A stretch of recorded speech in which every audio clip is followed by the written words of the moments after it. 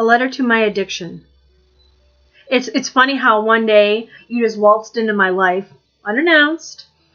You took my breath away. It was love at first sight. We met when I was 16. Do you remember? You came disguised in the muscle relaxer that my doctor prescribed to treat my sciatica. It was supposed to only be a summer fling, but of course you had other plans. You always seemed to sneak back into my life somehow, uninvited and overstaying your welcome, as you do. I mean, I say it like that, but honestly, I didn't really mind. I was a kid having fun, making memories, enjoying my life. Whether it was with weed or ecstasy, acid or pills, you were never very far away. With bated breath, you waited for me to come back to you, hiding in the corner of that wedding reception I went to, where I ordered a pitcher of beer that I drank all by myself. But those were the days, weren't they? All experimentation, zero commitment. But it seemed like we were officially over during and between each of my 3 pregnancies. I was able to raise my babies to grade school with a clear head. I was 26 then, a woman. I appreciated the memories we made, but thankfully, you were out of sight. And even later on in nursing school, there was no sign of you. I was glad you were gone. You were a chapter that closed in my book. We had already had our romance and experimentation, and I didn't really need you anymore. Then slowly, the memory of you trickled back. I was 31. I missed your euphoria. I missed how you made me feel safe and warm. I missed how you made me feel confident and loved when I felt no such way in your absence right now. I mean, let's face it, life was getting hard, busier, it was more stressful. It was a vulnerable time for me. I was exhausted from working and raising kids, and you piqued my curiosity again. I thought maybe you were different. Maybe you had changed somehow. Maybe you let me take the reins this time. Those are questions I should have never asked. I heard your whisper again in the back of my head. The first time I ever gave a patient Dilaudid IV push. And I tried to push you back. I was a new nurse. I couldn't allow you back in my life. I had worked so hard to get to this point. I redeemed myself. I was respected. You had no place in my professional world. But you didn't care about my feelings. Your only interest was your own survival. Your daily whispers escalated into hourly promises. And like a serpent's tongue, you slithered back into my world with a single Norco. You were all in. The lies you spoke were delicious and deceitful. Yet I believed you again. But you'd comfort me. You'd say, it's okay. You'd say to me, this will make you be a better nurse, a better mother, a better lover. If you take these, you won't need to sleep much. You'll eat less, and you'll have that figure that you've always wanted. You can be the star of the show. Nobody'll know. It'll be our secret. And for a while, it was. I rode that wave of blinding enlightenment. You and I, we were a power couple. You let me take all the credit while you stood next to me and cheered me on. You helped me be everything to everyone, the way that I always dreamed that I could be. And before I knew it, you and I were inseparable. But eventually, that wasn't enough for you, was it? You wanted more. I tried to reason with you, but you wouldn't hear of it. I tried to push you away, and the harder I did and the harder I ignored you, the louder you yelled, and the more frightened I became to live a life free of you. Your message, it was darker. It was different. It was not the same as it was in our previous relationships. You called me worthless. You told me I was nothing without you. You said that I couldn't breathe, sleep, or eat without thinking about you. And you were right. At 34 years old, I was addicted to you. Addiction. Your caress was as soft as red velvet, yet your grip was like a vice. And your only response to all of this was that smoldering, sinister grin, for you knew you had me in your control, and there was no easy way out.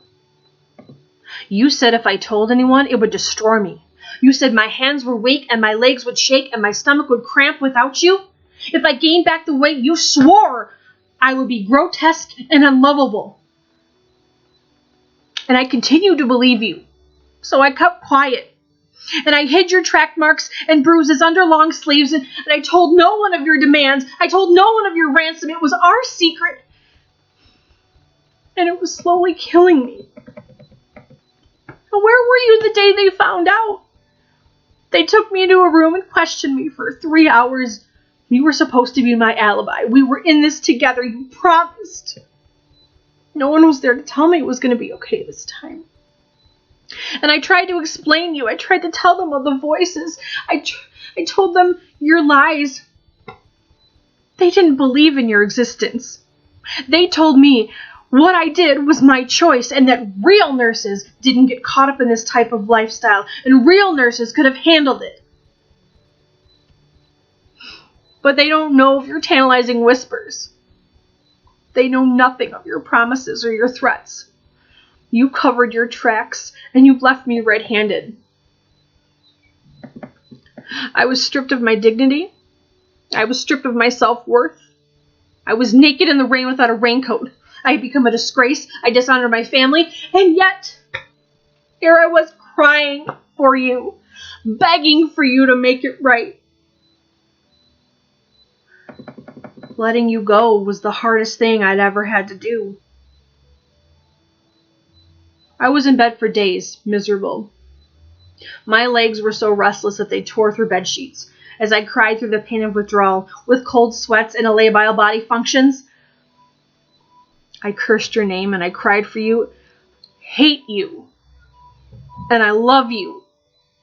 It was the most complex, confusing relationship that I'd ever had. Somehow you have gotten into my DNA. And every inch of my being begged to go find you. They begged to seek you out elsewhere. But I didn't. You had brainwashed me for so long that I decided to protect you. Stockholm Syndrome, perhaps? I was protecting you and my abuser. I looked like a fool. Everybody around me knew. How could I not? I denied you to my family and friends. I denied you while I was in treatment. I denied you in therapy. I denied you for the first months after your last showing. I held on to you. Finally, one day, I realized that I had to make a choice. I had to let you go. I made a promise to myself that no matter what happens, I would never, ever befriend you again.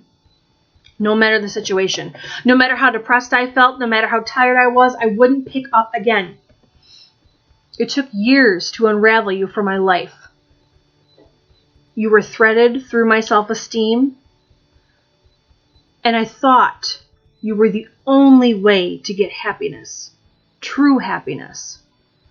I had to learn to fight without you, learn to wear a new kind of armor. I had to relearn my truth and my purpose. That I am someone. I am something without you. I am more than my addiction, and I deserved a second chance. I can be my own person again. A person with genuine thoughts and feelings. I can see now that I didn't need you to find fun or enjoy my life or to find confidence or the courage to be authentically me. You stole that ability from me to feel anything without your presence. But that's what you do, isn't it? Make people believe they're nothing without you? That was a long time ago. I've done the hard work. I've worked the steps. I've armored myself to be able to defend against you, should you ever return. For a few years after, I would see you lurking in corners. I just didn't acknowledge you anymore. We can never be friends, no matter what you promise. Your promises were all lies anyway. I keep the memories close, so I never forget how you destroyed me. You robbed me of everything.